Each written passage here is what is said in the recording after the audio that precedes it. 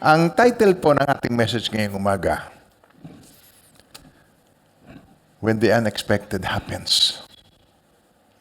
Medyo po ito hindi madaling dalhin na mensahe. Sa ating pong time ngayon, marami tayong mga unexpected that is happenings. That's happening all over the world. At ang ating pong titingnan ngayon po ay yung sa lamentation o yung panaghoy sa Tagalog. Alam niyo naman, pag sinabing panaghoy, di iyakan blues. Ito ay iyakan talaga pagka panaghoy. Okay. At dinuktungan ko ng mga iyakan blues para kung ang message ko po marinig sa ibang panahon, alam nila millennial ko ito, isinyer. Kapanahunan ninyo. Okay. Now, tingnan niyo po, ito pong aklat na ito ng lamentation. Ito po ay sinasabi ng mga Bible scholars na sinulat ito ni Jeremiah. At si Jeremiah, ito po ang propetang panaghoy. Ito po yung napakaraming dinanas na kapighatian sa kanyang kapanahunan. Napakarami. Kaya siya ang weeping prophet, si Jeremiah.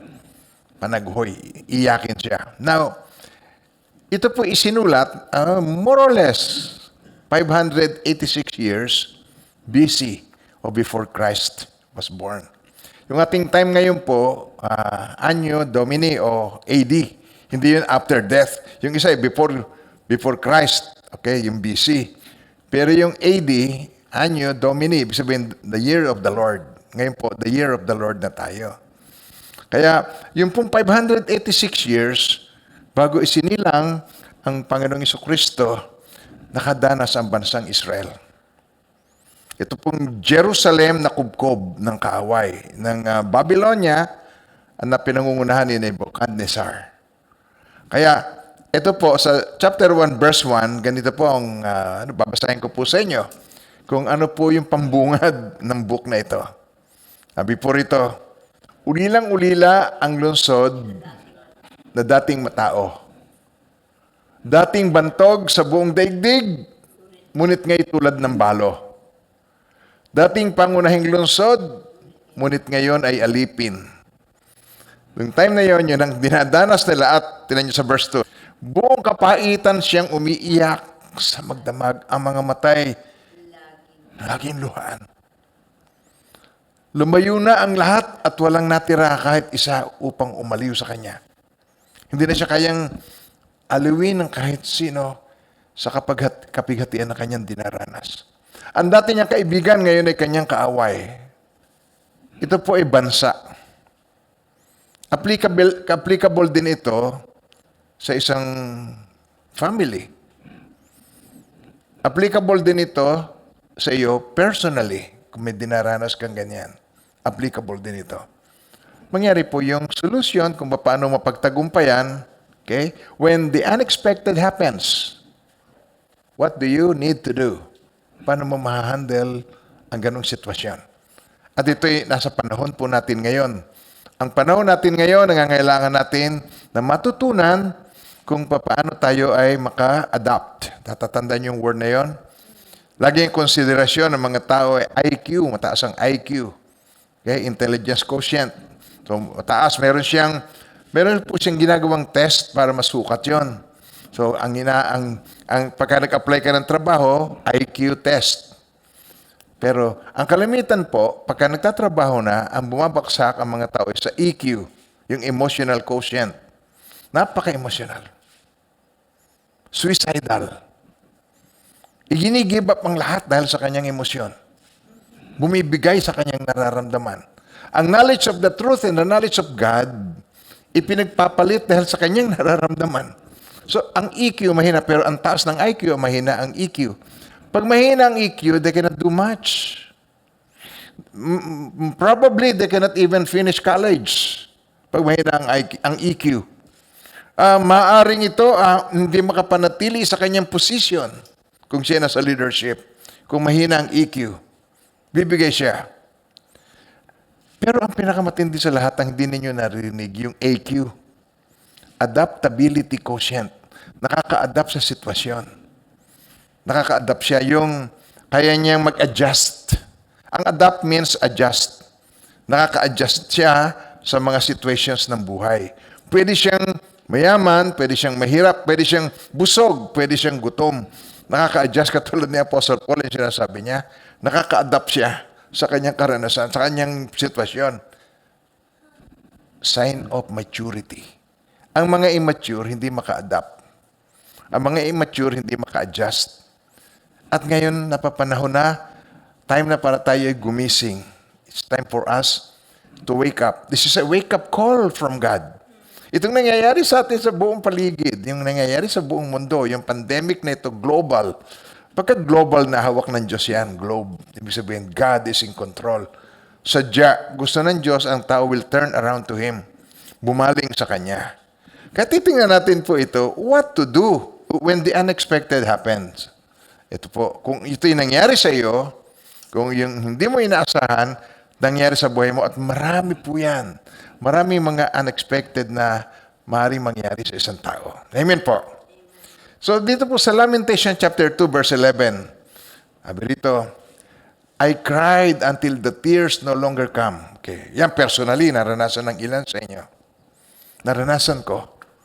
When my father died, when I was 16 years old, namatay siya sa accident, yun po ang isang madamdaming mahirap mong basta ma-overcome. Iyak siya, I have cried until the tears no longer come. It could be nation, it could be family, it could be personal. My heart is broken. My spirit poured out as I see what has happened to my people. Sa aking pamilya, sa aking anak, sa aking mga mahal sa buhay. Oh Heavenly Father, maraming salamat po, Lord. I am weak, but Thou art strong. At kayo po ang aming Diyos na ngayon ay aming Ama. Alam po ninyo, Panginoon, kung ano yung mga darating pa. You are the God who declares the end from the beginning. Kayo po ang Diyos na naghahayag ng katapusan sa simula pa lamang. Kaya narito po kami, nagsusumamo at nagpapakumbaba. Ihanda niyo po kami. Ang aming mga tainga, Panginoon, bayaan mong ikiling namin ang aming mga tainga at ihanda niyo po ang aming mga puso sa pakikinig ng mensaheng ito. Kung hindi man namin kailangan ito ngayon, kakailangan namin ito sigurado po sa aming buhay. Salamat po, Panginoon. Kami po'y nagtitiwala na ito po'y magiging makapangyarihan ang mensahe. Ito po'y magiging matibay na sanggalang ng aming buhay. Ito po'y magiging anchor ng buhay namin. In Jesus' name. Amen and amen. Pakinggan po natin ang testimony ng isang kapatiran natin. Magandang araw po muli sa ating lahat, lalo-lalo po sa Panginoon. Ako po pala si Jeneline Tihana. Ako po ay isang worker ng HTBC, Balabac, Palawan, nung panahon po ng mission po nila Pastor Arnold at ni Pastor JC Velasco. Ito po ang aking anak. Ako po si John Mark Tihana, 20 years old. Isa po sa pinangkalooban ng Diyos na mapabilang dito sa Holy Trinity Bible Church. Sa hindi po nakakaalam, ako po pala ang panganay ng kapatid ni Janice na isa pong worship leader po dito sa Naik. At yung 7 years old po siya, pinadala ko po siya kay Pastor JC. Na hindi ko po alam kung anong mangyayari, pero naano po talaga ako sa Panginoon na nagtitiwala na may gagawa at makapag-aral siya. Yun po ang nangyari po. Makalipas po ang ilang taon, ang mama po namin ay nagkasakit ng malubha po. At yun po ang dahilan kung kailangan ko pong maalagaan ang aking nanay dahil ako po ang panganay na sa aming magkakapatid. Tinawagan po ako dahil ganito nga po, si mama ay 50-50 na. Sobrang sakit po na nangyari dahil, pero nun po yun ay inaasahan na po namin mangyayari po yun dahil yun po ay inano na po ng doktor na siya po ay mawawala sa amin. Ang maano po na pagsubok sa aming buhay, ang hindi namin inaasahan yung hindi pa po nakakauwi. Ang kanyang bangka hindi pa po naipadala. Nakaano po ako ng text po sa akin nung gabi. Ante, sabi niya, napatay ni uncle yung papa mo. Hindi ko po malaman yung anong gagawin ko sa sobrang sakit mo na. Yung ganun nga, namatay na yung mama ko, hindi pa Hindi pa dito nakaano sa bahay po. Bago ganun na, sabi ko, bakit ganun? Nagulat pa ako, hindi ko maintindihan. At lalong higit sa lahat ng pinakamasakit, asawa ko pa ang pumatay sa papa ko. Tolero po ako talaga sa panahon na yun. Hindi ko po papaliwanag ang hirap. Ang sakit, ang sobrang sakit po na yung hindi mo inaasahang mangyayari. Nang pinakamaano po talaga yung sakit na asawa mo pa.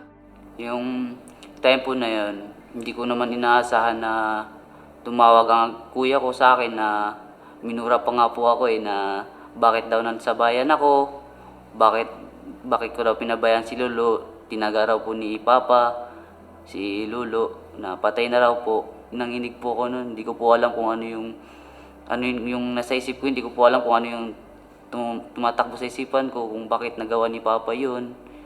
Then yung Papa ko po, nauna po siyang sumuko dun sa may Kapgo na sa ano ng batas. Sumuko po siya, tinanong namin kung bakit niya nagawa yun. Tinawanan lang po ako. Tapos, pumunta kami ng bahay. Pagtingin namin sa bahay, puno na po ng dugo yung bahay namin. Dami na po siyang taga sa ulo. Sa ulo, dito po ganun. Nakita po namin siya, nakandusay na po siya, nakabaluktot po siya. Tapos yung huling sinasabi niya, nag-uungol na lang po siya. Sabi ganun po. Nung buhay pa po siya, nung time na sinakay po namin siya sa motor, buhay pa po siya. Tapos binahe po namin siguro mga kalahating oras po siguro na biyahe. Doon po siya nawalan ng buhay sa daan po habang binabiyahe po namin sa motor. Yung nasa isip ko nung time na yun, bakit nagawa ng tatay ko yun? Yung isip ko pa si mama, si mama, dalawang yung lulo ko at saka lula ko, sabay pa na ganun, namatay. Hindi ko alam kung ano yung tumatakbo na yung sa time na yun. Napakahirap po talaga kasi sabay po yung lulo ko at saka lula ko. Nung time na yun, napurol dun sa isang bahay. Ang masakit lang po dun yung mga kwento ng tao sa amin na bakit nga ganun. Yung tatay daw po namin mamamatay tao. Yun po yung masakit sa kalooban namin na bakit po kami yung sinisisi. Dahil sa nangyari po yun. Napakasakit talaga. Yun hindi po namin lubos maisip yung kung sino pa yung malapit sa aming pamilya, sila pa yung magda-down sa amin, sila pa yung sisihin ka. Lahat ng yun inano lang po namin, hindi na po namin pinoproblema nung ano na yun. Pagkatapos ng lahat ng yun na pagmamaliit sa amin, tumawag po si Pastor Jesse, kukunin nga po si Mama, saka yung kapatid ko, papunta po dito sa Naik. Tutulungan nga po ni Pastor Jesse. Tapos nun, nakalipas ng ilang buwan, tumawag si Pastor ulit kay Mama na isasama nga po ako. Yung nga po pala, may purpose pala yung Lord sa akin, saka kay Mama, na maglingkod dito sa Holy Trinity Bible Church. Lahat pala ng pagsubok na yon sa aming buhay, nalampasan namin sa tulong at habag ng Panginoon. Ano yung niremind sa inyo ng Lord? Magtiwala po sa Kanya. Dahil siya ang lakas, siya ang lahat. Huwag manangan sa tao dahil ang tao nagbabago, namamatay. Ngayon nga po, talagang napaka-bless ko po dahil tinuturo ni Lord na siya ang unahin sa buhay ko. Paano po lumalim yung pagkakilala niyo sa Diyos? Sa pamagitan po ng salita ni Lord, lalo na po sa yung pinapaalala niya po na sa 1 Corinthians 10:13 na wala pang pagsubok na dumating sa inyo na didinanas ng lahat ng tao. Tapat siya. Hindi niya ipintulot kung hindi natin kaya. Yun po talaga ang pinanghahawakan ko po na salita ni Lord. Kasi kung wala nga talaga si Lord, wala po ako. Nawalan po ako na. Una po ang nanay ko. Pangalawa tatay ko yun. Sobra na hindi ko po talaga lubos maisip na mangyayari po yun. Asawa ko nakulong na wala sa akin. Yung mga anak ko, naisip ko po noon kung paano kong gawin. Paano ko pong mabuhay sila. Yun ang ano po ni Jan na sa tulong po at biyaya at habag ni Lord. Salamat po sa Panginoon talaga. Talagang hindi siya nagbabago. Hindi po siya talagang, hindi niya po kami iniiwan sa kabila po ng mga pangyayari sa buhay namin. Natutunan niyo na po magpatawad sa mga tao nakasakit sa inyo. Ayun po, sa sa salita po na pagpapatawad, talaga pong yun po ang inano ng Panginoon. Kailangan magpatawad, hindi lang 7 beses. Kahit sobrang sakit, kailangan mo. At sa akin po, sa aking sitwasyon sa asawa ko po nangyari, hindi ko na po maibalik ang panahon, hindi ko na po maibalik mabuhay si Papa. Pinatawad ko na po siya. Dahil ang pagpapatao nga po, madali pong magpatawad tayong mga tao, pero ang pagtitiwala po hindi na maibabalik. Kaya sa Panginoon po ako nagtitiwala ng lubos dahil hindi siya nagbabago noon, ngayon at kailanman. Sa Kanya po ang kapurihan. Nagpapasalamat po pala ako sa ating senior pastor, Pastor GC Velasco, sa pagtulong niya sa aming pamilya.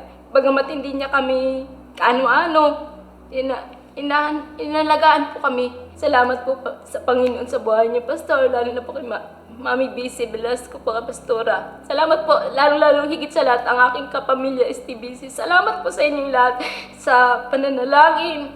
Salamat po sa inyo. Yun lang masasabi ko, to God be the glory. Amen. Praise God. When the unexpected happens, what to do when this unexpected in your life? Hindi mo to inaasahan. Hindi mo ito akalain. Ito yung walang warning. Basta nangyayari. So, and it happened.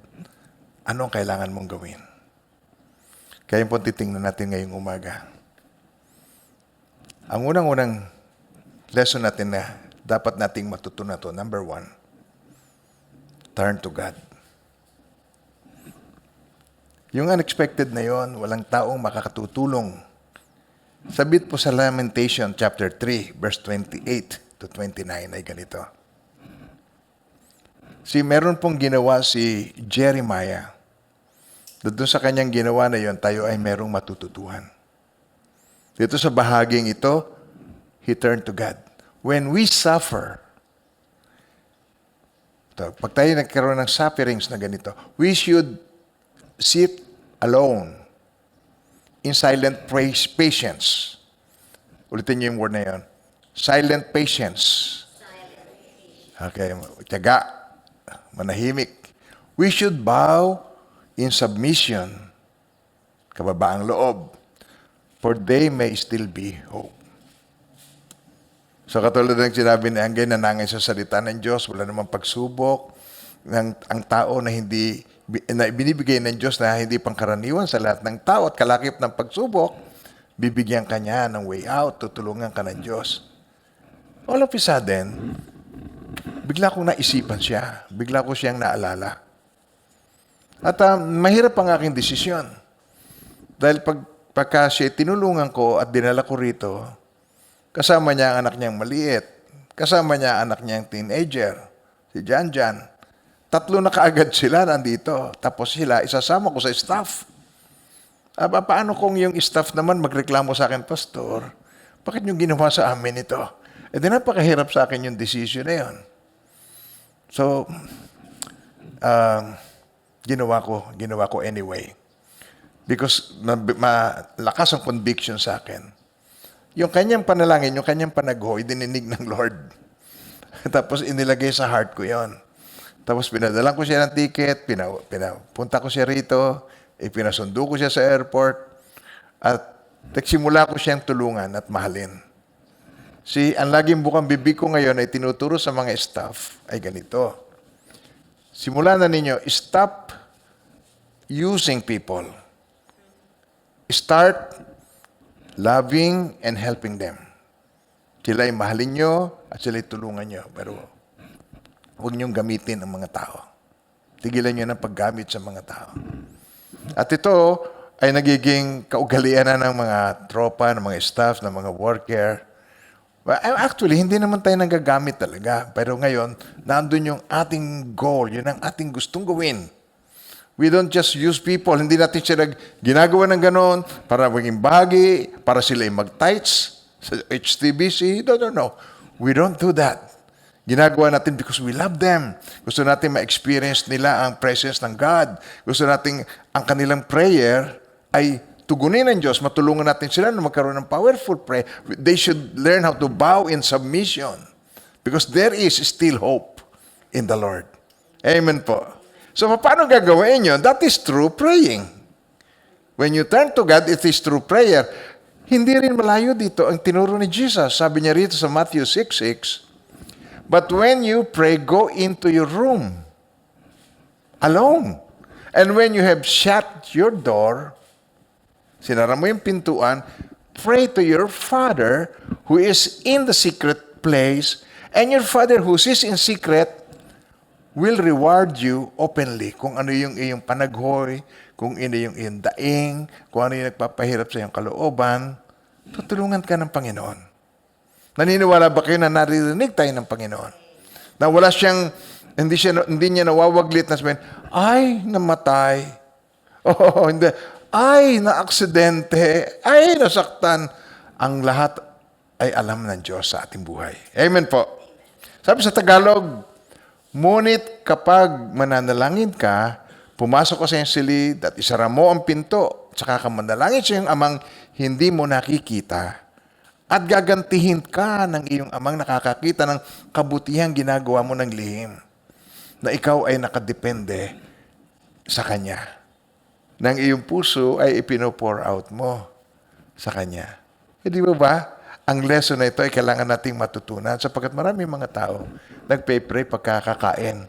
Father, I pray for this food in Jesus' name. Palagi natin narinig ito sa mga birthday. O ikaw mag-pray. O let us bow our heads. Babaguhin pa ang boses. At saka mananalangin ng buong kisig.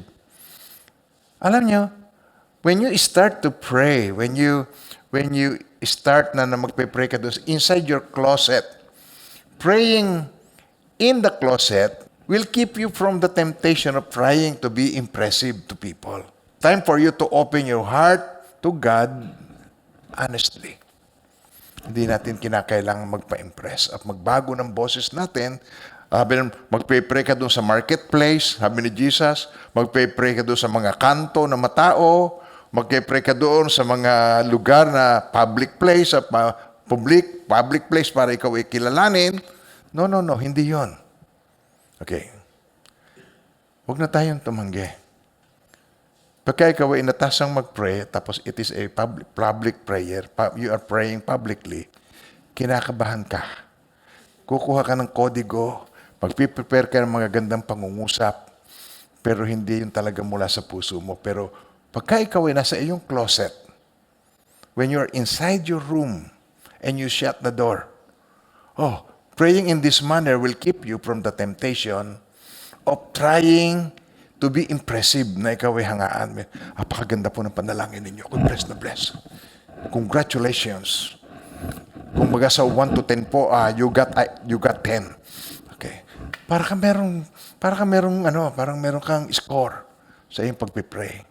Pero when you pray in the closet, inside your room, when you shut the door, you spend time alone with God, magiging natural ka, magiging tunay ka, magiging honest ka sa iyong nararamdaman. Panginoon, di ko ito kaya.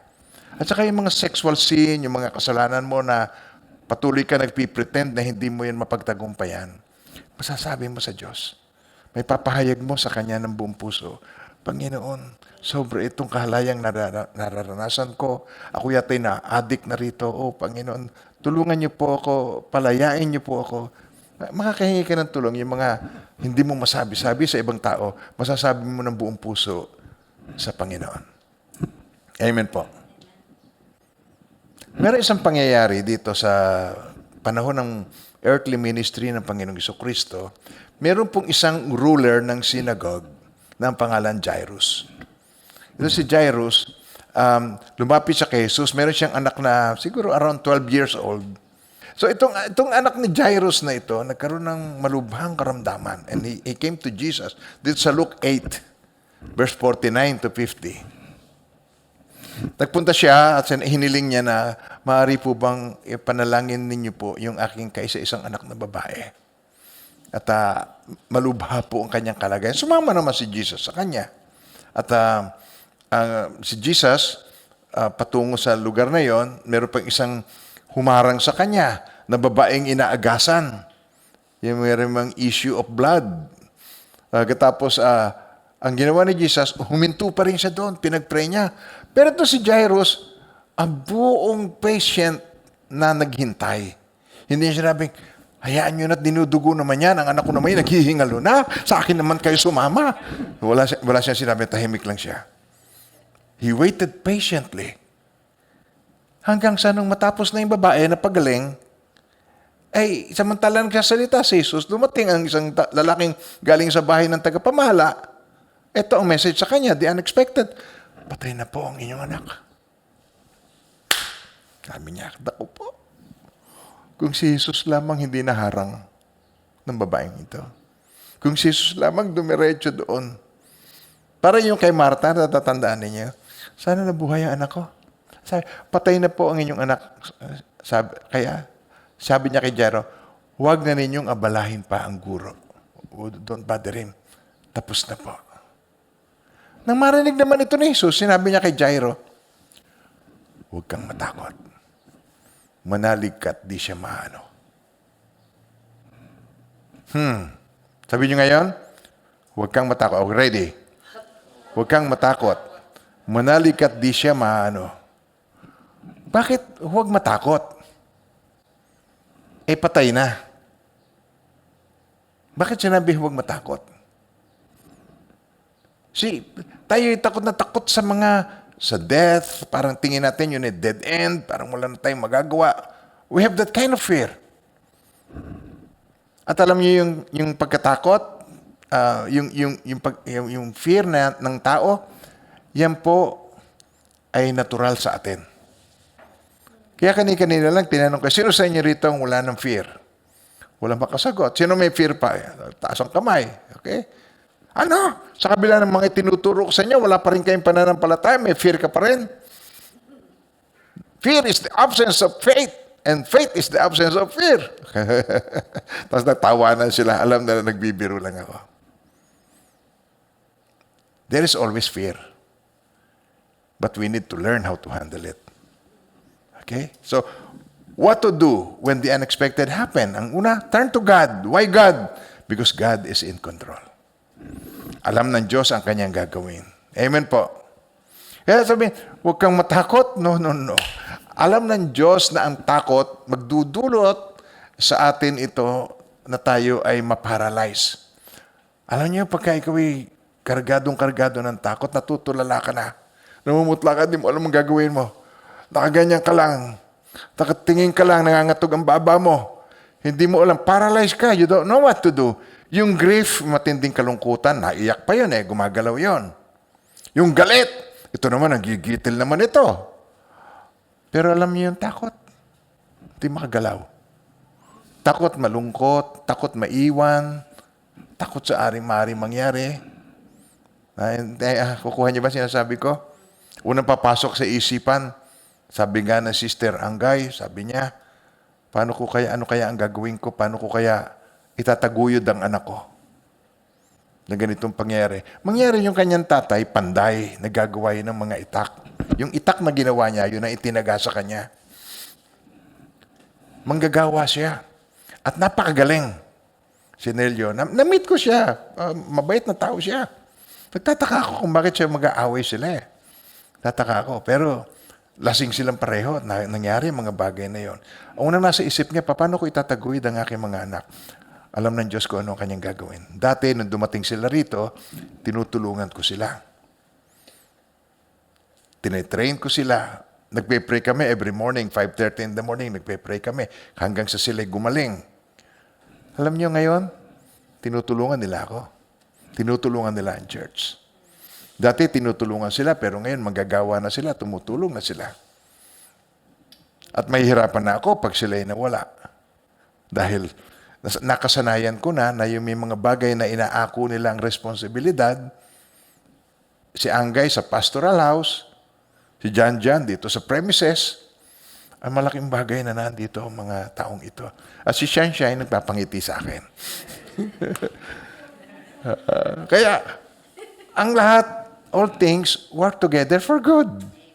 To those who love God, to those who are the called according to His purpose. Kaya yung pangyayari yun, hindi one-sided.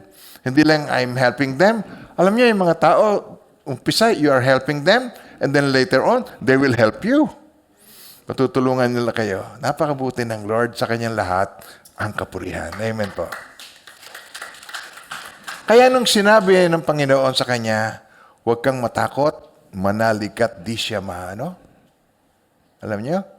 Doon tayo pupunta ngayon sa number 2. Na ang fear na natural, ang fear na lahat tayo ay meron. Okay? Amen po? We need to learn how to deal with fear. Kaya matutunan natin kung paano natin ito mapagtagumpayan sa ating buhay, ma-overcome ang fear. Amen po. Yes? So, meron akong nakitang definition ng fear. Ang fear po, sabi rito, it is a false evidence appearing real. Kasi pag nangyari na, hindi ka na fearful, nangyari na eh. Hindi na. Yung fear mo is before it happened. Pero ito, takot ako sumakay sa aeroplano, baka mag-crash. Takot ako sa apoy, baka masunog. Takot ako sa mataas, baka ako mahulog. It is false evidence appearing real. So nagustuhan kong nakita ko, nabasa ko. False, sabay-sabay. False evidence appearing real. O hindi ito nais ng Diyos na meron tayo nito. Hindi ito mula sa Diyos. Ayaw ng Diyos na magkaroon tayo ng fear because it's not real. At hindi tayo nilikha ng Diyos para dito. Ang nakita ko rito, ang mga babies pag ipinanganak are born with only 2 kinds of fears. Fear of falling, yung pagka ang bata yung biglang binuhat mo, tapos binaba mo, magugulat siya. Iiyak. Tapos pag nagsalita ka ng malakas, fear of loud noise. Yung mga bata, yung pumutok, yung minahulog, tapos iiyak yung, takot na takot yan. Tapos pag kinarga ng nanay, dinala sa dibdib niya, papayapa na siya. Kinakarga tayo ng Father God para mawala yon.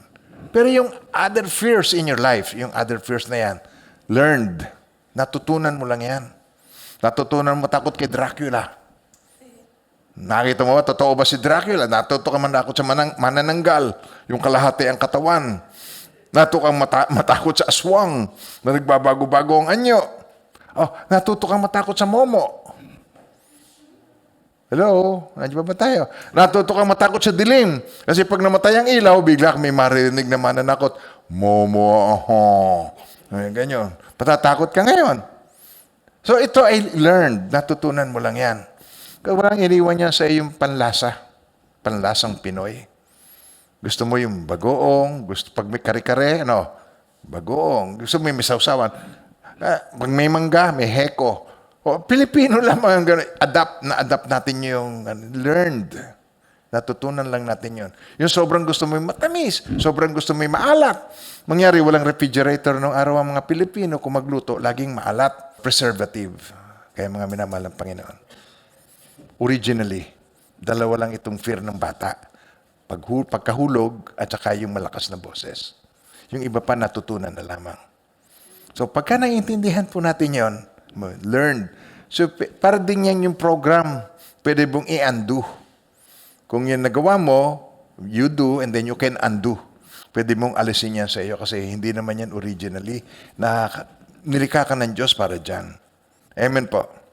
So meron akong isang meron ako isang panahon sa buhay ko na nung elementary ako, curious ako bakit yung mga binata umiinom ng beer. E di, tumikim ako. Sabi ko, tingnan ko nga kung anong lasa. Pag inom ko, napag-iwi ako. Tapos halos ako'y masuka sa beer. Kaya buhat noon, ayoko ng beer. Meron naman akong kaeskwela nung elementary, ang kuya niyan, US Navy, kasi nung araw sa Naik, usong-uso yung mga nag-US Navy. Kaya pagka yun dumadalaw yun sa mga nililigawan, napadalar ka. Sa halip na napadalaw napadalar ka. Magandang Navy po. Sa halip na magandang Navy po sa inyo, napadalar ka. Naging biro na tuloy. Ngayon, yung kapatid niya, pinadalahan sila ng root beer. Nga sa lata. Di dinala niya sa school, tapos ginukas niya ganyan, tapos inom. Oh, inom ka rin. Ayoko. Tatakot ako kasi masusuka ako dahil root beer may beer. Kaya takot ako. Sige, tikman mo lang. Ayoko. Tikman mo nga lang Oh, tinikman ko. Nung tinikman ko, nilaklak ko, naubos ko. Ang sarap pala ng root beer. Kasi beer may beer. Yung pala soft drinks ang root beer. So, meron ako nakitang formula na pwede nating matutunan dito. Tingnan nyo. Marami, ayaw ka agad, itry man lamang. So, you have to learn how to deal with fear. Una, you try. Hindi pa tinatry Ayaw mo na kaagad. And then, ano susunod? Try and then learn. Pag tinry mo at hindi ka marunong, you learn. And then, you adapt. Okay. And then, you try again. Oh, ano mangyayari pagkatapos nun? Then, success ka na. Matututunan mo na siya. Okay, so ulitin natin. Try plus learn plus adapt o adjust plus try equal success. Victorious ka na. Merong bisikleta si Ruti no, na merong trainer sa tatanda mo, Ruti no. Tapos, lagi siyang doon. Pagka yung doon, gaganyan, nakatagilid. Nagbabike siya nakatagilid. Tapos, igaganyo niya yun. Tapos, tatagilid naman sa kabila. Hanggang sa, bili ako ng bili nung pang-trainer na yun kasi nangyayari, napupudpod. Sabi ko, mag-aral ka na kaya ng 2 gulong. Ayoko lolo. Ayaw niya. Kasi baka raw siya mahulog. Sabi ko, sige, hindi, okay. Hawakan ko, ha? Hinahawakan ko nung una. Pagkatapos, sige, kung saan gumigilid, dumiliko, you try it. Okay, niliko niya. Tapos binitawan ko, okay na. Nung malaman niyang wala akong hawak, natumba siya. Sabi, okay. Sabi ko na, Lola, ayoko. Ulitin natin. Inulit ulit. Try again. Okay? So you learn ng panimbang. Paano matuto ngayon? 100 times na yata, hindi pa nahinto. 9:00 na ng gabi, paigot-igot pa rito ng kababike nung matuto. At si Shine, ganun din, nung matuto, hindi na nahinto ng kababike. Alam nyo, we need to try. Sabi rito sa Lamentation chapter 3, verse 55 to 57, ganito po. Okay. From the bottom of the pit, I cried out to you, O Lord. And when I begged you to listen to my cry, you heard. And you answered me and told me not to be afraid. So we need to learn. We need to adapt. We need to have to deal with fear. Sabi niya, do not be afraid. Sabi niyo ulit, do not be afraid. Ganyan din ang sabi ng Panginoong Jesucristo, huwag kang matakot. Sabi sa Tagalog, tinan niyo. O Yahweh, tinawag ko ang iyong pangalan nang ako'y nasa kalaliman ng balon. Narinig mo ang aking samo. Huwag mong takpan ang iyong pandinig sa aking paghingi ng tulong. Nilipitan mo ako nang ikaw'y tawagan ko, sinabi mo sa akin, huwag kang matakot. Sabihin nyo ngayon, huwag dapat akong matakot. Sabihin mo sa iyong katabi, huwag kang matakot. See, yung unexpected, hindi mo inaasahan, biglang nangyari. One phone call, isang text, yan katulad nangyari kaya isang text, one visit sa iyong doctor, biglang i-declare, meron kang cancer. Huwag kang matakot. God will always give us strength to overcome. Amen po. But we need to learn how to deal with fear. Amen. Amen po. This is the 3 antidotes to fear. Ito ang pangontra sa fear. So, ano ang definition natin ng fear? False evidence appearing real. Parang totoo, appearing real. Pero false evidence. So, ang kailangan po natin ay truth. The truth will set us free. Sabi ni Jesus, you shall know the truth. The truth shall make you free from your fears. Puno sa iyong ayaw mo siyang i-try, ayaw mo siyang harapin. Ang gusto mo, mag-escape ka. Wow. Ilang beses mo na bang ginawa yung mga ginagawa mo na hindi ka naman nagtagumpay doon? How about this time?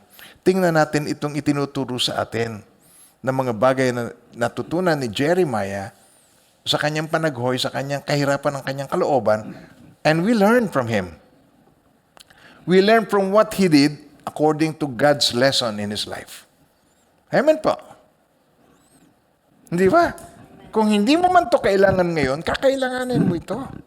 Isang araw, ang mahal mo sa buhay, na dati kausap mo ngayon, 1 minute you have him, and then the next around, the next minute, he is gone. Or she is gone. Paano hilingin namin mag-asawa na nawa po, Panginoon, sabay na kami? The only way to do it ay dadamay ko maraming tao. Plane crash lang yon. Ano ako mamatay sa plane crash? Yun lang yun para kami sabay. Imposibleng kami sabay. Ang isa sa amin will have to go ahead of the other. May maiiwan. Sa aming, naturally speaking, sa aking physical condition, sa aking health condition, malaking chance ang ako mauna. 71 years old, bypass patient, quadruple, tapos ang dami kong gamot na iniinom na maraming side effects, na kung minsan nanghihina ang katawan ko, very likely siyang may iwan. Learn the truth. Ito po, kailangan natin, antidote yan, know the truth. The truth will set you free. You shall know the truth. Makikilala ninyo ang katotohanan at ang katotohanan na magpapalaya sa inyo. Yung mga false evidence appearing real will no longer affect you. Hindi na ito magkakaroon ng bisa sa iyo. Matatakot ka for no reason. Wala naman itong matibay na wala itong baseless ang iyong fear. Kalimitan na nagbigay ng takot sa puso mo, hindi naman nangyari. Hindi naman nangyari yun. Muntik lang. Muntik nang na-aksidente. Takot na takot ako. Ang tagal na, kinukwento mo pa yung takot. May tapos na yun. Hindi, eto ka na nga eh. Hindi ka naman na ano eh. Oo. Takot na takot. Takot na takot namatay. Muntik nang namatay. Pero ngayon, takot na takot mamatay. Muntik lang, kaya ka hindi namatay. Hindi mo pa oras. At pag namatay ka, hindi ba sa kabutihan mo yon? Na kay Lord ka na. Hindi ba yun ang goal ng salvation? So that we will be with the Lord eternally? How can you live eternally kung ikaw ay nasa katawan lupa mo pa? Actually nga, para tayo makapag-serve kay Lord, kailangan tayo mamatay sa lumang pagkatao. Takot na takot mamatay. Kailangan tayo ay mamatay para tayo makalasap ng buhay na walang hanggan. Takot pag-usapan niya, si pastor napaka-morbid, lagi na lamang patay ang pinag-uusapan. Sabihin ko sa iyo, totoo, mamamatay ka rin talaga. You cannot avoid that. At mamaya-maya lang ipapaliwanag ko. Amen po. So, truth will set us free from false evidence appearing real in our lives. Truth. Paano matututunan ng truth? Salita ng Diyos. Sabi ng Panginoong Jesucristo sa John chapter 17, verse 17. Sabi niya rito, Ama, italaga mo sila sa pamamagitan ng katotohanan. Ang salita mo ay katotohanan. Father, sanctify them. Sanctify them by your truth. Your word is truth. Now, ang pangalawa nating matututunang truth about God is love. Kung gaano tayo kamahal ni Lord. Ano pang patotoo ang kailangan natin that God loves us? Ano pa? Dito sa 1 John 4:18, ang sabi po ay ganito, there is no fear in love. But perfect love cast out fear. Time yan, perfect. Hindi yung love cast out fear. Perfect love, yung tunay na love. Perfect love cast out fear.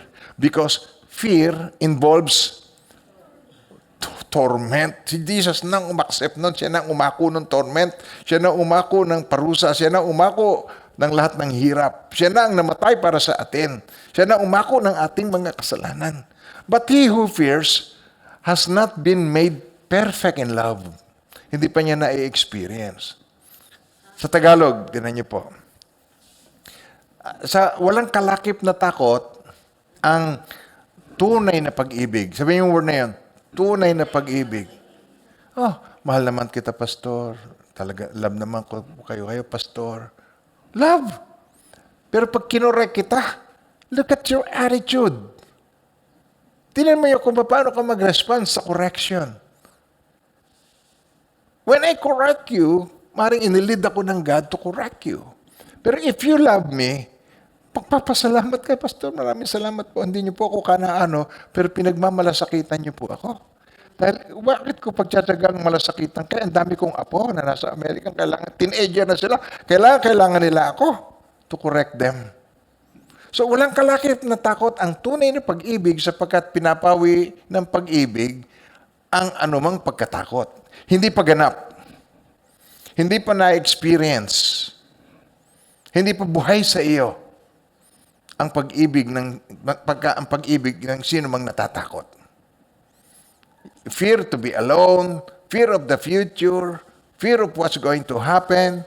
Well, sapagkat ang takot ay kaugnay ng parusa. Hindi mo pa na-experience ang love, ang tunay na love ng God when you are so fearful. Amen po. There is something now we have to be convinced in our hearts about the Lord, about God, about Jesus. Meron po tayong kailangan na tayo ay kumbinsidong-kumbinsido. Sabi sa Romans 8:38 to 39. For I am persuaded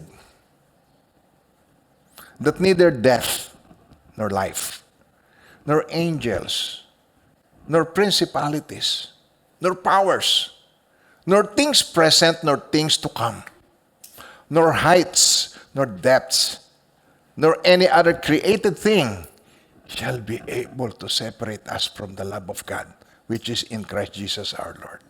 Sapagkat natitiyak kong ang kamatayan, ang buhay,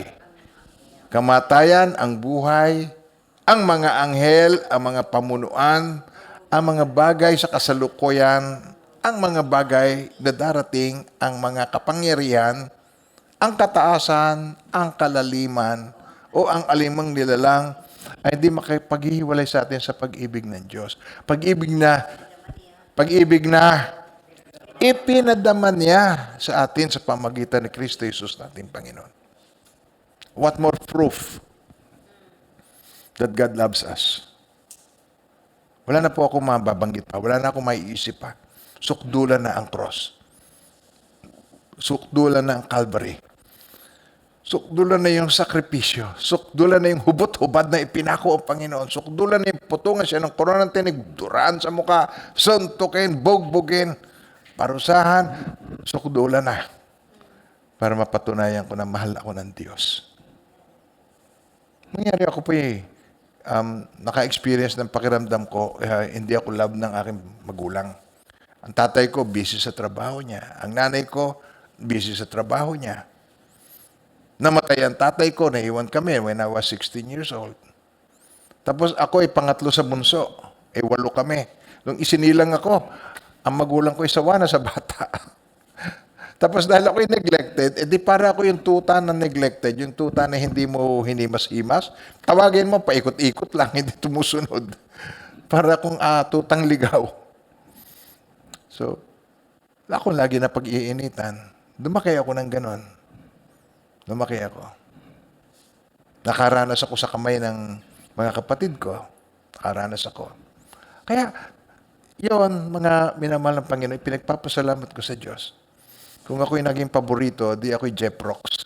Laki sa layaw. Salamat.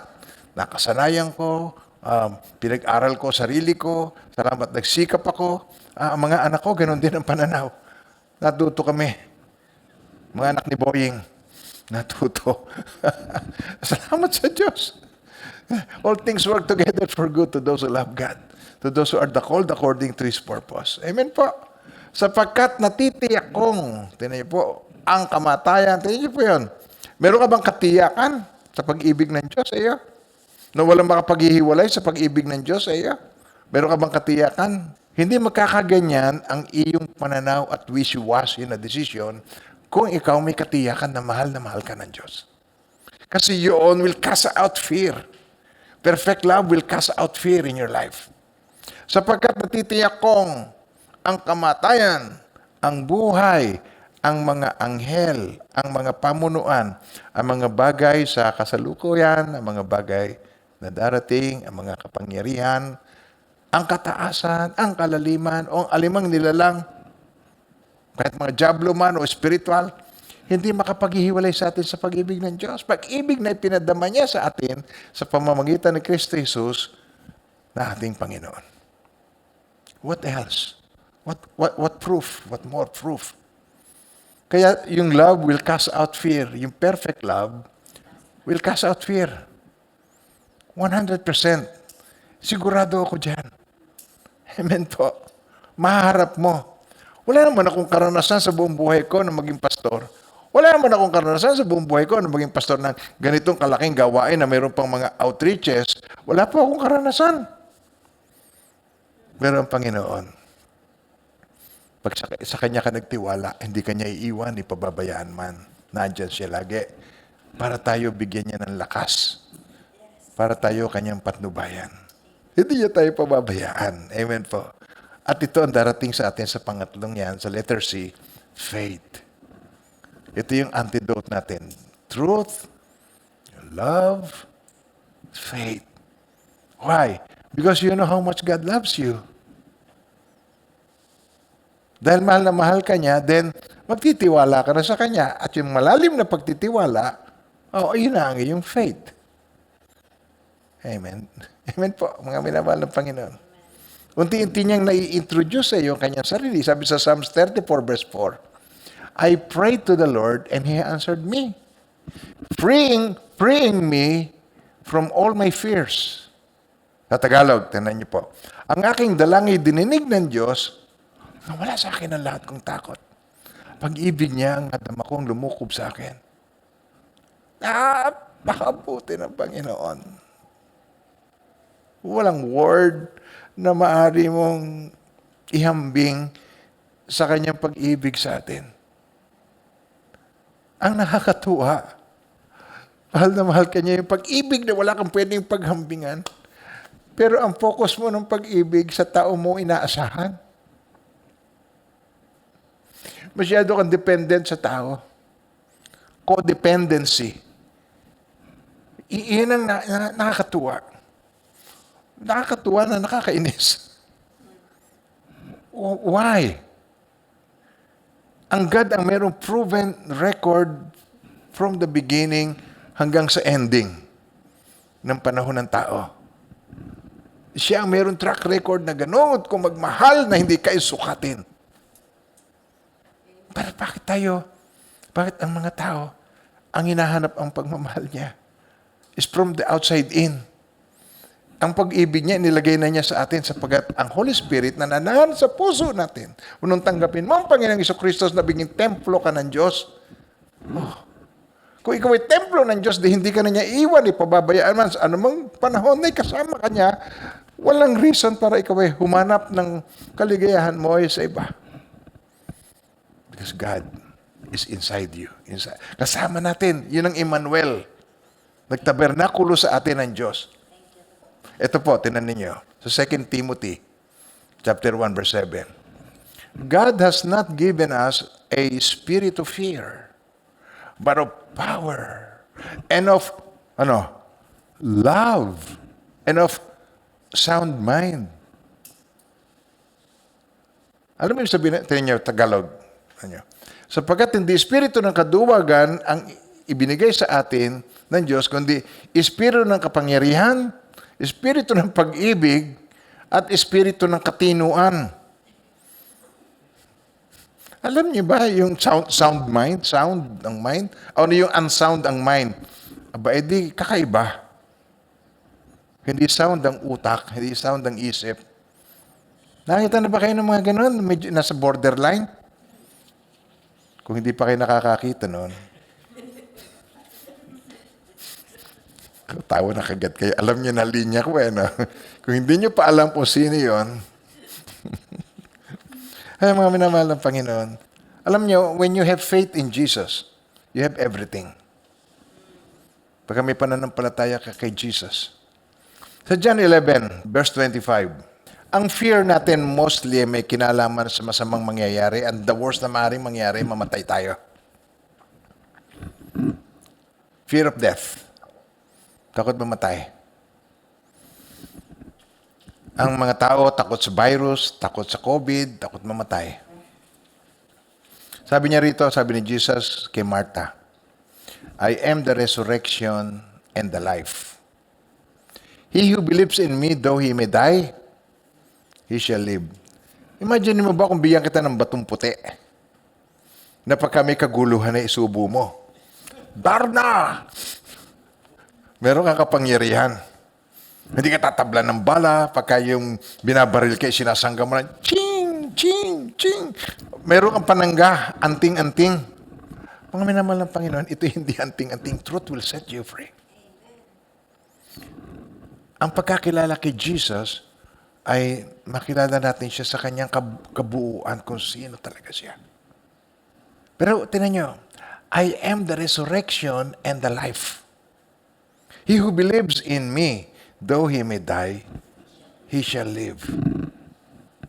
Pinaliliwanag niya yung mga I am niya. I am the way, the truth, and the life. I am the door. Pag pumasok ka sa akin, okay, pumasok ka sa eternal life. Ako ang tinapay. Ako ang kailangan mo. Ako ang tubig na dalisay. Siya ang ating kailangan. Amen po. Kaya tinan nyo, merong bahagi dito na meron si Jesus na mga kaibigan niya. Okay, sila Lazaro, si Martha, tsaka si Mary. Okay, dito sa John 11 verse 39 to 43. Tapos ipinatawag siya. Ipinatawag siya ng magkakapatid na sabi, Lazaro is sick. So si Jesus naghintay pa ng ilang araw. Alam niya na mamamatay si Lazarus. Alam niya yun eh. Kaya sabi niya, he waited 2 more days. Tapos ang biyahe 2 days, di 4 days ang inabot. Kaya si Lazarus, nung dumating siya doon, 4 days nang patay. Sabi niya, kung nandito ka lang, hindi namatay si Lazarus. Siya ang resurrection and the life. Pero kung nandito ko lang, hindi sana namatay ang kapatid ko. Kung nandito ko lamang, hindi sana nangyari ito. Mga kapatid, sabi ng Panginoon sa atin, hindi niya tayo iiwan, ipababayaan man. Ang importante ay kung gaano ka ba nagtitiwala sa kanyang salita na yun ay may katotohanan, na siya ay maaasahan natin. Amen po. It is now time to grow. It is now time na ang faith natin mag-level up. Yun ang millennial terminology. Sabi ni Jesus, take away the stone. Martha, the sister of him who was dead, said to him, si Martha, yan yung lagi nagluluto. Okay. Okay lang na si Martha hindi niya narinig kasi busy siya eh. Busy si Martha eh. When you're busy, then you don't listen to the Lord's teachings. So, si Mary. Pero alam niyo, si Mary, nagsalita din ng ganon. Kung naandito ko lang, di na namatay kapatid, napaiyak na siya. Sobra na ito. Sobra na ang tinaranas ko sa tropang ito. Napaiyak na siya. So, ngayon, ito na yung climax. Dito na yung bubuhayin niya si Lazarus. Pero hindi niya mabubuhay si Lazarus hanggat hindi ang faith nila na kaisa niya. He cannot do anything kung hindi siya makukuha ito. Kung hindi nila mag-gets na magtiwala sa kanya. Yung faith, napaka-importante. 3 things that we need to learn para tayo antidote ito. We need these 3 things in our lives. Truth will set you free. Love, understand His love, yung depth ng kanyang love. And then faith. Sabi niya, ganito, nag-usap sila. Sabi niya, take away the stone. Okay, Lord, by this time, there is a stench. Mabaho na siya. For he has been dead 4 days. Mabaho na siya. Jesus said to her, sabi ni Jesus, did I not say to you that if you would believe, you would see the glory of God? Pero sa tingin ko, medyo matigas na ang salita niya rito. Kanina pa itong conversation. Paulit-ulit itong conversation. Nakaranas na ba kayong conversation na paikot-ikot lang kayo? You're going around the bush. Paikot-ikot lang siya. Sabi, tigilan na nga natin. Let's stop this conversation. Paulit-ulit tayo, but you cannot understand me unless you open your senses, you open your heart to the Lord. Hindi mo ako maintindihan. So sabi ni Jesus, did I not say to you that if you would believe, you would see the glory of God? Ang gusto mo muna, ma-experience mo yung glory of God before you believe. Pero sabi niya, if you believe, you would see the glory of God. Ang number one is you have to believe. Ang importante yung faith mo. You be one with me. You be one with me, sabi ni Jesus. And then you will see the glory of God. So they took away the stone from the place where the dead was lying. And Jesus lifted up his eyes and said, Father, I thank you that you have heard me. Alam mo yung prayer niya yun? Yun ay pasaring parinig. Sabi niya, and I know that you always hear me, but because of the people who are standing by, I said this. Yung people that are standing by. So, nasabi ko po sa iyo, dahil itong mga tao nakatayo sa paligid ko, that they may believe that you sent me. So, if they believe that you sent me, then they will be part of me and they will experience the glory of God in their lives. Now, when he said these things, he cried. Malakas na sumigaw siya. Lazarus, come forth. Ayun. Yan ang tapos ng istorya. Lumabas si Lazarus, nabuhay niya. 4 na araw na siyang patay. Siya, pinatunayan niya, he is the resurrection and the life. Ang nananalig sa kanya, though he may die, he shall live. Do you believe this? Isa pa. Do you believe this? Oh, sabi mo, Lord, help my unbelief. Tulungan niyo po ako, Panginoon. God is faithful. Kaya niya tayong tulungan, kaya niya tayong turuan, kaya niya tayong i-guide. Amen po. Now, this will bring us to number 3. Hilingin mo sa Diyos, ask God to restore you. Restore. Restore. Sabi rito sa Lamentation 5, verse 21. Restore us, O Lord, and bring us back to you again. Tayo naman sa Kanya nagsimula. In the beginning. Amen po. Tapos, si Jesus, pinanumbalik niya ang Holy Spirit, sabi niya, receive the Holy Spirit. As the Father has sent me, I'm now sending you. Receive the Holy Spirit. In-empower tayo. We are endued with power. So, restore us, O Lord, and bring us back to you again. Give us back the joys we once had. Yan ang prayer. Ibalik mo kami sa dating kaugnayan sa iyo. Ibalik mo kami, O Lord. Bakit? Kasi dahil sa maraming problema, sa maraming kinakaharap, sa maraming kadalamhatian sa buhay, dalamhati, napopokus ka doon sa dalamhati, napopokus ka doon sa panagbuhay, napopokus ka doon sa problemang hinaharap mo, sa struggle ng iyong flesh. Napopokus ka doon. So ibalik mo kami sa dating kaugnayan sa iyo when we first believed. Natandaan niyo? Natandaan niyo yung Romans 13, 10, 11, 12, 14, 13, 14? Tatatandaan niyo yan? And do this, knowing the time, that now it is high time to awake out of sleep. For now our salvation is nearer than when we first believed. We need to learn. It's about time for us to awake out of sleep. Magising na po tayo. I pray that God will touch your heart even right now. Na magising na. Na wala na yung masyadong self-centeredness. Masyadong self-centered na mga pangangatwiran. Baka wala tayo doon sa self-centeredness. Kahit gustuhin mo o ayaw mo, meron ka nun. And you need to learn how to undo. Kailangan matutunan mo yon. Amen po. Now, tinan nyo sa Psalms 27:13. Okay. Sabi dito, ganito. I would have despaired unless I had believed that I'd see the goodness of the Lord in the land of the living. Ako'y nananalig na bago mamatay, masasaksihan ko ang iyong kabutihan na igagawad mo sa mga hinirang. Amen po. Restore. So, tingnan po natin dito ang dalawang bagay na ito. The two things you should do. Whenever you face tragedy, two things you should do. Pag may hinarap ka, may kinakaharap ka, two things you should do. Accept what cannot be changed. Tanggapin mo ang hindi na mababago.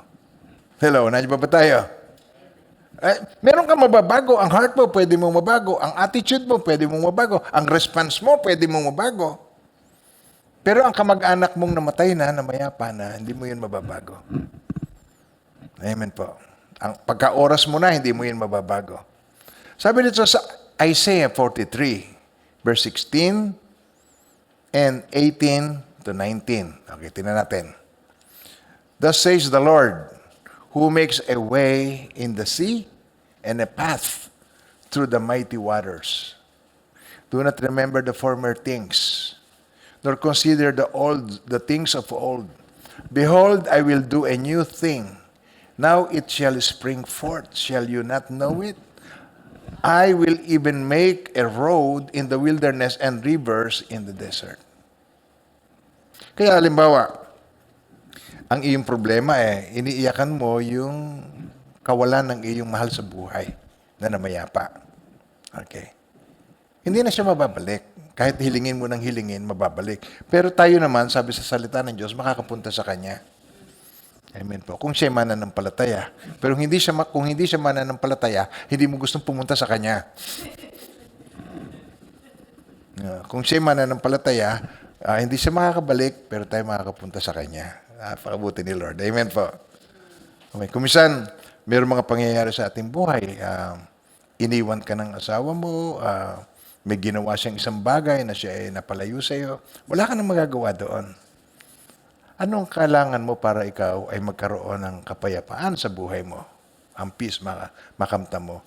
Acceptance. Accept what we cannot change.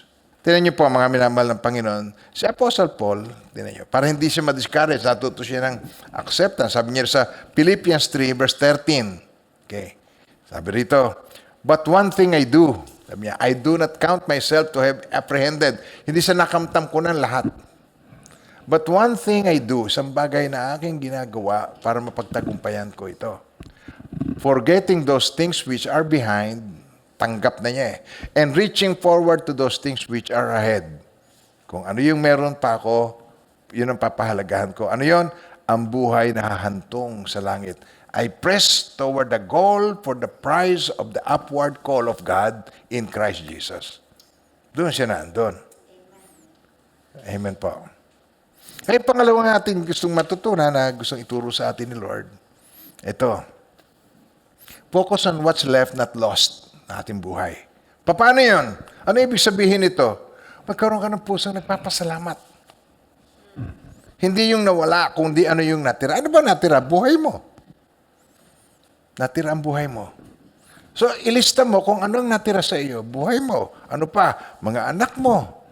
Nawalan ka ng anak, pero meron ka pang mga anak. So, focus on what's left, not what's gone. Yung wala ka nang magagawa. I-accept mo na yung nawala. Wala. Pero ikaw ay magkaroon ng pusong nagpapasalamat. Ganito po yan. Imposible ng taong mapagpasalamat ay nadidepress. Imposible. Hindi pwedeng ikaw ay nagpapasalamat tapos nadidepress ka at the same time. Imposible yun. Hindi pwede yun. At hindi ka nadidepress kung ikaw ay nagpapasalamat. Kasi pag nagpapasalamat ka, ang iyong focus ay kung ano yung magagandang bagay na nagawa na ng Diyos sa iyo. Wala nga akong pera, wala naman akong sakit. Mayaman nga sila, na-bypass naman. Ako nga, mahirap nga ako, wala naman akong karamdaman. Marami kang pwedeng sabihin na kung ano yung meron ka na wala yung iba, pero binigyan ka ng Diyos, pagpasalamat mo sa Diyos. If you have that kind of heart, gratitude, you cannot be depressed at the same time. when you are grateful to God. Nagpapasalamat ka. Pagka ikaw yung nagpapasalamat, you cannot be depressed at the same time na ikaw yung nagpapasalamat. Sabi sa Lamentation chapter 3, verse 25 to 26. Tignan niyo. The Lord is good to everyone who trusts in Him. So it is best for us to wait in patience, to wait for Him to save us. Okay, sa Tagalog, tinan po natin. Okay. Si Yahweh ay mabuti sa mga nagtitiwala sa Kanya. Kanino siya mabuti? Sa mga nagtitiwala sa Kanya. Pinakamabuting magagawa ng tao ay buong tiyagang maghintay sa pagliligtas ni Yahweh. Ibig sabihin, be patient. Wait patiently sa Lord. Amen po. So, ano ibig sabihin nito? It takes time. It takes time. Huwag kang magmadali. Amen po. Hindi instant ang healing mo from the tragedy. May tragedy na nangyari sa buhay mo. Heal ka na kagad. No? It takes time. Patuloy ka magpasalamat sa Diyos. Pahalagahan mo kung anong naiwan, hindi yung nawala. Amen po. It takes time to heal. It takes time to be victorious. It takes time to trust. It takes time to recover. Alam niyo, pag nagmadali ka, anong madali ang mangyayari? Madaling babalik din sa iyo. Kasi nagmadali ka. Allow it to heal. Allow the Lord to help you. Allow the Lord to remind you all the time how much He loves you. Mahal na mahal tayo ng Panginoon. And then, kung matyaga ka naghihintay, tinan niyo po ha, tinan niyo. Si Yahweh ay mabuti sa mga nagtitiwala sa Kanya. Okay. Pinakamabuting magagawa ng tao ay buong tiyagang maghintay sa pagliligtas ni Yahweh. Magtiyaga ka. Amen. And then, this will bring us to number 4. Know what you cannot change. Hindi mo na mababago. Alam niyo kung bakit? Para hindi pa hapay-hapay ang buhay. Hindi pa hapay-hapay. Know and understand what you cannot change in your life. There are things in our lives na hindi na nababago. Unchangeable ang reality na ito. Amen. Ito hindi nyo mababago. Okay, number 1. Ito, ang alamin mo ito. Understand and know this, that God is in control. Sovereignty ng God is in control. Pinag-aralan na natin yun last time, tungkol yan. The sovereignty of God. God is in control. Hindi siya nakakalingat. Hindi niya tayo napapabayaan. Hindi. Amen po. Paano yung racket na natutulog kami? Biglang sumabog ang bahay namin sa racket. Paggising ko, ako na lang ang buhay. Itong asawa ko, agaw buhay, critical condition. Ang mga anak ko, patay lahat. I cannot tell my wife na siya ganon. Nasaan ang God? Pero God can turn it around for good. Nagigets yung sinasabi ko. God is still in control kahit ganon na nangyari. Pero ang pinipilit natin, gusto nating maging in control sa mga pangyayari sa ating buhay. Alam niyo na, yung desire to be God's. Gusto natin maging in control sa anak, maging in control sa asawa, maging in control sa teacher, gusto nating maging in control sa bansa.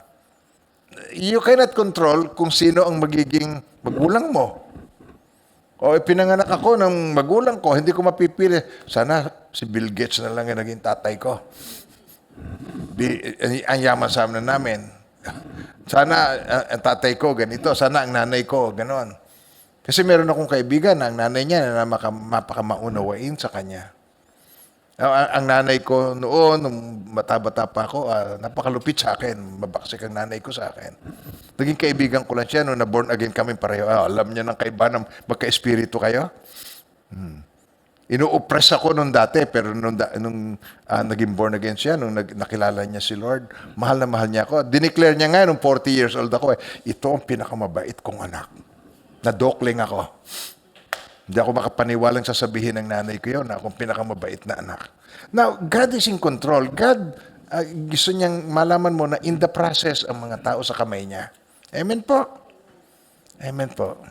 Hindi mo makokontrol. Ito, yung mga wala sa control mo, hindi mo kontrolado kung paano ka mamamatay. Sa ospital ba? Sa bahay ba? Sa bangungot ba? Sa gutom? O sa sarap? Paano ka mamamatay? You don't even know kung paano yon. Amen po. Hindi mo, makokontrol mo ba ang economy sa kapanahonan natin ngayon? Makokontrol mo ba ang weather? Sabi nga, weather lang yan. Hindi mo yan makokontrol ang weather. Kinokontrol mo ang future. Pinokontrol mo yung nakaraan. You cannot forgive. You control the future. You worry. Kinokontrol natin ang lahat. Naapektuhan yung ating present. Amen po. Isang bagay makokontrol mo. I can tell you what you can control. Gusto niyo malaman kung anong pwede mong kontrolin? Sirit na kayo? Yung response mo.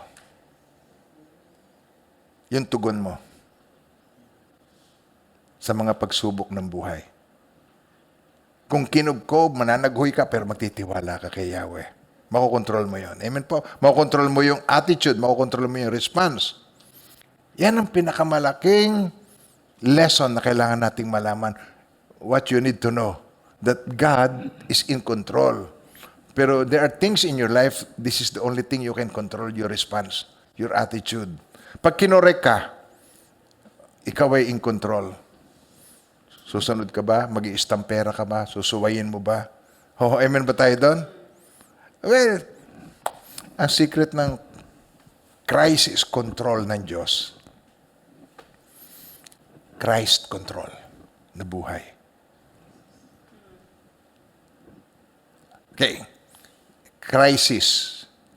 Meron tayong crisis control system. Okay. Wala yan, hindi yan magwo-work. Pero ang Christ control na buhay, effective. Pagka tayo ay dependent sa Kanya at siya ang ating King and Lord of Lords ng ating buhay. So, mga minamahal ng Panginoon, sabi sa Lamentation 5, verse 17, okay, and 19. We are sick at our very hearts and can hardly see through our tears. Luhaan na, hindi mo na makita kung ano. Puro luha ang mata.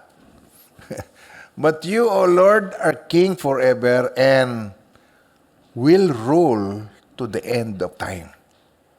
God is in control. Amen po.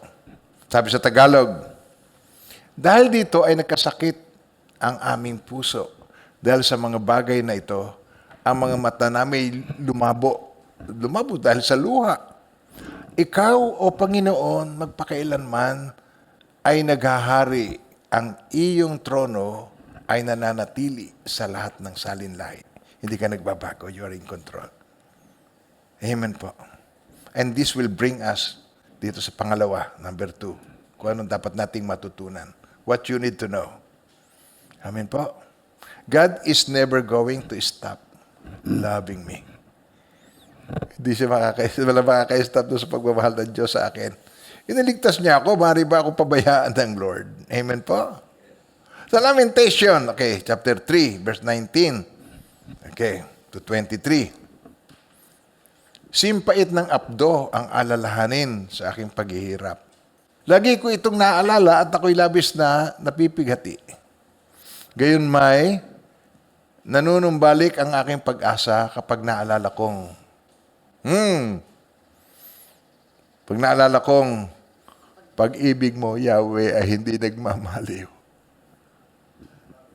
Kahabagan mo'y, ang kahabagan mo'y, walang kapantay. Ito ay laging sariwa bawat umaga. Katapatan mo'y napakadakila. Makanta yan na inaawit natin. Katapatan mo, Diyos, ay dakila. O, diba, naawit natin Kaya lamang po mga minamahal ng Panginoon, puro awit lang tayo, wala ang puso doon sa ating mga sinasabi. Kaya kung napapansin ninyo, mas ako doon sa lyrics kesa sa tono. Kasi mas gusto ko yung ine-express mo ay yung lyrics. Amen po. Amen. And this will bring us to number 3. Ito po. God is all you need in your life. Totoo. Hindi bagay, hindi tao. God is all you need. Okay, dito, tinan niyo. Ito ang kailangan nating mai-practice at matutunan. God is in control. Hindi kanya iniiwan, ipinababayaan man. Tiwala lang, ha? God is never going to stop loving me. Pangatlo, God is all I need in my life. Amen po. At hindi mo yun mauunawaan na ang Diyos lamang talagang iyong kailangan hanggat ikaw ay meron pang ibang maaasahan. Pag naubos na ang iyong maaasahan, ulitin ko, pakinggan nyo. Pag naubos na ang iyong mga maaasahan, at saka mo lang malalaman na Diyos lamang talaga, siya lang ang aking kailangan. Amen po. You're all I need. You're all I need. Jesus, you're all I need. You satisfy my need, supply, need hindi wants. Jesus, you're all I need. You're all I need. You're all I need. Lord Jesus, you're all I need. You satisfy my need, supply. Lord Jesus, you're all I need. Jesus is everything to me. Jesus, oh Jesus, Jesus is life and breath to me. Jesus, my Lord, you're all I need. You're all I need. Oh Jesus, you're all I need. You satisfy my need, supply. Lord Jesus, you're all I need.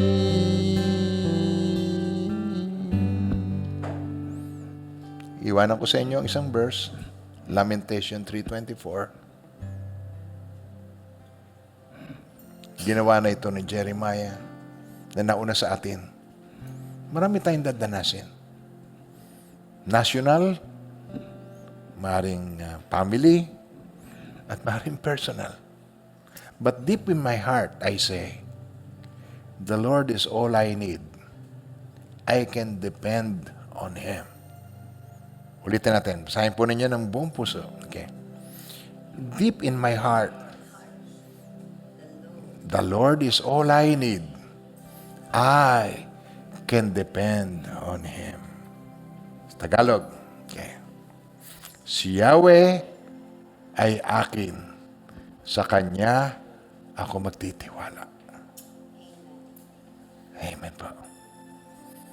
So yung mga hindi pa po nakakaranas, tanggapin ng Panginoon bilang Panginoon at tagapagligtas ng kanyang buhay. Inaanyayahan ko kayo, sambitin niyo po ang panalangin ito ng buong puso. God, siya po mananahan sa inyong mga puso. At hindi kanya iiwan, ipababayaan man. And when the unexpected happens, He is going to be your strength. Tanggapin niyo po ito. Mahal na Diyos, salamat sa iyong pag-ibig sa akin. Ipanalangin niyo po ng buong puso. That's how we turn to God. Mahal na Diyos, maraming salamat po sa pag-ibig mo sa akin na walang kapantay. Bago pa man po ako isinilang, ay inilaan mo na ang buhay ko upang makapiling mo magpakailanman. Sinugo niyo po ang iyong bugtong na anak bago pa ako isinilang. Siya nagsacrifice na ng kanyang buhay para sa akin upang sa akin pananalig sa kanyang ginawa, makamtam ko ang kapatawaran at buhay na walang hanggan sa pamamagitan niya. Kaya sa oras na ito, binubuksan ko ang aking puso para sa Kanya. Panginoong Isus, buong puso at kaluluwa, tinatanggap ko po kayo bilang aking Panginoon, tagapagligtas at pagharian niyo po ako ngayon at magpakailanman. In Jesus' name. Woo! Amen. And amen. And amen. So, anong ginawa niyo po yun? Tayo po'y magkakapatid sa Panginoon, isang ating Ama. As many as receive Him, to them He gave the right to become children of God. Tayo po'y magkakapatid sa Panginoon. Magpatuloy po tayo sa paglago. Magsama-sama po tayo sa pagtitiwala sa Kanya hanggang wakas in Jesus' name. God bless you all. Amen. And now may the Lord God bless you and keep you, and may His face so shine upon each one of you and be gracious to you. His countenance be upon you and bring you peace. In the name of the Father, of the Son, and of the Holy Spirit. In Jesus' mighty name. Amen and amen and amen. Kita-kita po tayo muli next time.